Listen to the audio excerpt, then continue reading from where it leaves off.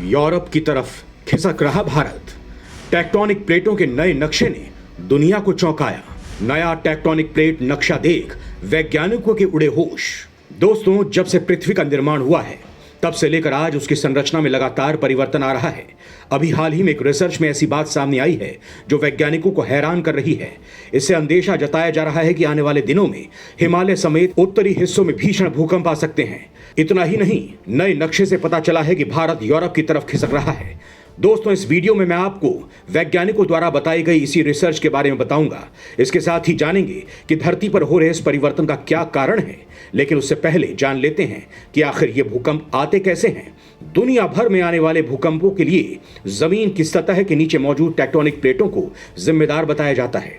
ये प्लेटें जब एक दूसरे से टकराती हैं तो इससे भूकंप के झटके महसूस होते हैं। कई बार तो इनके टकराने से सुनामी जैसे हालात भी पैदा हो जाते हैं। प्लेट टेक्टोनिक्स महाद्वीपों और महासागरों के वितरण को स्पष्ट करने के लिए यह सबसे नवीन सिद्धांत है। प्लेट टेक्टोनिक सिद्धांत के अनुसार धरती की परत कई प्लेटों के रूप में विभाजित है।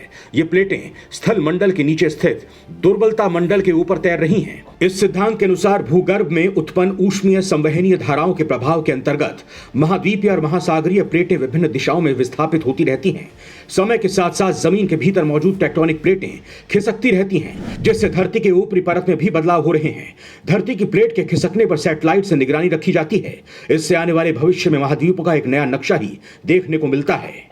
अभी हाल ही में इन बदलावों के बारे में स्टडी कर रहे वैज्ञानिकों ने एक नया मैप जारी किया है। ऑस्ट्रेलिया के भूवैज्ञानिकों ने धरती पर मौजूद सभी टेक्टोनिक प्लेटों का एक नया नक्शा तैयार किया है। इसमें पता चला है कि भारत के नीचे मौजूद इंडियन प्लेट तेजी से उत्तरी दिशा में मौजूद यूरेशियाई प्लेट की ओर खिसक रही हैं। इससे अंदेशा जताया जा रहा है कि आने वाले दिनों में इन दो प्लेटों के टकराव से हिमालय समेत उत्तरी हिस्सों में भीषण भूकंप आ सकता है।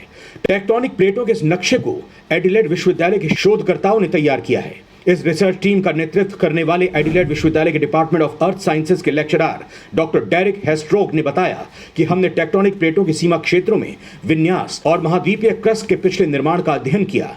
यहां आपको बता दें कि डॉक्टर डेरिक हेस्ट्रोक अपने साथियों के साथ पृथ्वी की बनावट में हो रहे परिवर्तन का अध्ययन कर रहे हैं। उन्होंने टेक्टोनिक प्लेटों का नया नक्शा बनाते हुए प्लेटों की बाउंड्री जोन और पुराने महाद्वीपीय क्रस्ट के ढांचे के निर्माण की तुलना की है, जिसमें पता चला है कि सभी महाद्वीपीय जिगसॉ पजल की तरह जुड़े हुए हैं।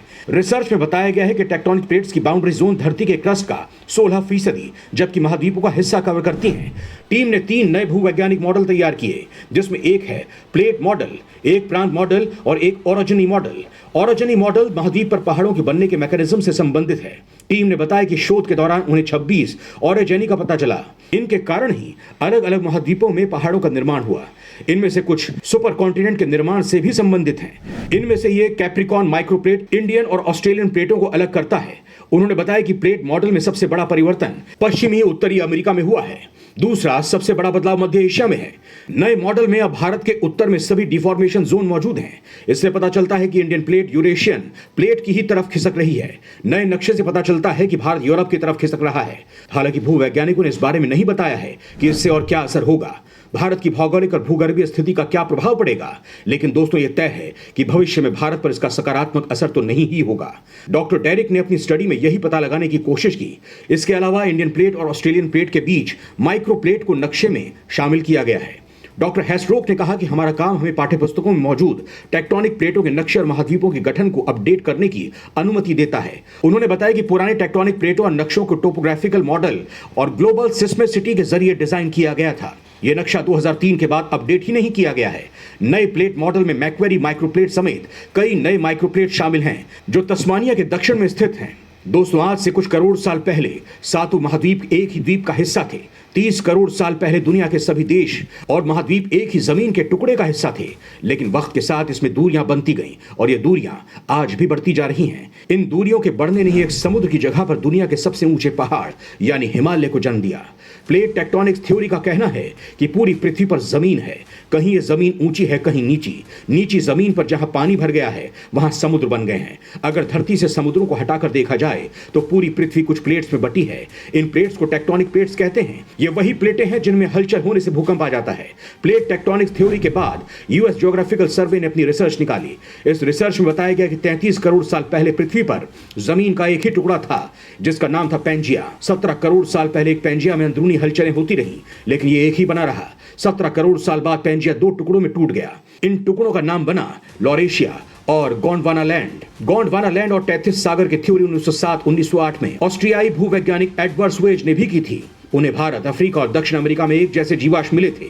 भारत में उन्होंने गोंडवाना से जीवाश्म इकट्ठे किए थे, इसलिए इस हिस्से का नाम गोंडवानालैंड रखा। गोंडवाना को ओडिशा, मध्य प्रदेश और छत्तीसगढ़ के हिस्सों तक माना जाता है। 1937 में दक्षिण अफ्रीका भूवैज्ञानिक अलेक्जेंडर ड्यूटाइड ने 2 हिस्सों में टूटने वाली थ्योरी दी थी। वर्तमान थ्योरी के मुताबिक लॉरेशिया से टूटकर 3 महाद्वीप बने, उत्तरी अमेरिका, यूरोप और एशिया के कुछ हिस्से। गोंडवानालैंड जब टूटा तो दक्षिण अमेरिका, अफ्रीका, ऑस्ट्रेलिया, अंटार्कटिका और इंडियन टेक्टोनिक प्लेट अलग अलग हुई। इंडियन प्लेट अलग होकर यूरेशियन प्लेट की तरफ बढ़ी। यूरेशियन प्लेट मतलब जिस पर यूरोप और एशिया बसे थे। 5 करोड़ साल पहले इंडियन प्लेट इस यूरेशियन प्लेट में घुस गई। इंडियन प्लेट के टकराने से पहले यूरेशियन प्लेट के नीचे समंदर था। इस समंदर का नाम टेथिस सागर था। जब इंडियन प्लेट यूरेशियन प्लेट में घुसी तो टकराने वाली जगह पर एक पहाड़ बनता चला गया। इस पर्वत को आज दुनिया के सबसे विशाल पर्वत श्रृंखला हिमालय कहा जाता है। यह इंडियन प्लेट आज भी यूरेशियन प्लेट में घुसती जा रही है। यही वजह है कि हिमालय की ऊंचाई हर साल बढ़ती जा रही है। धरती की दूसरी प्लेटें भी अलग अलग रफ्तार से बढ़ रही हैं। जैसे मध्य अटलांटिक में पड़ने वाली प्लेटें 10 से 40 मिलीमीटर की रफ्तार से बढ़ रही हैं, वहीं प्रशांत महासागर में पेरू के किनारे मौजूद दक्षिणी अमेरिकी प्लेट 160 मिलीमीटर प्रति वर्ष की रफ्तार से बढ़ रही हैं। इसके साथ ही हिमालय की ऊंचाई 2.4 इंच प्रति वर्ष की रफ्तार से बढ़ रही है। वहीं दूसरी तरफ एक शोध में यह सामने आया है कि आने वाले समय में सारे महाद्वीप फिर से एक हो जाएंगे। वैज्ञानिकों का कहना है कि भविष्य में सारे महाद्वीप एक दूसरे से जुड़कर एक हो जाएंगे। उन्होंने इसका नाम भी रख लिया है, वो है पैंजिया प्रॉक्सिमा। ऐसा होने पर आप आराम से ऑस्ट्रेलिया से अमेरिका के अलास्का सूबे तक पैदल चलकर जा सकेंगे, या फिर आप यूरोप के स्कैंडिनेविया से दक्षिण अमेरिका के पैटागोनिया तक आराम से टहलते हुए जा सकेंगे। अमेरिका के इलिनॉय शहर की नॉर्थ वेस्टर्न यूनिवर्सिटी के क्रिस्टोफर स्कॉटीज इस शोध को लेकर बहुत उत्साहित हैं। वो कहते हैं कि आज से 5 करोड़ साल बाद ऑस्ट्रेलिया आकर दक्षिणी पूर्वी एशिया से टकराने लगेगा। इसी तरह अफ्रीकी महाद्वीप की यूरोप से टक्कर होने लगेगी। उस वक्त अटलांटिक महासागर का दायरा भी बहुत बढ़ जाएगा। यह सब इस वजह से होगा क्योंकि धरती के अंदर की चट्टानें लगातार खिसक रही हैं।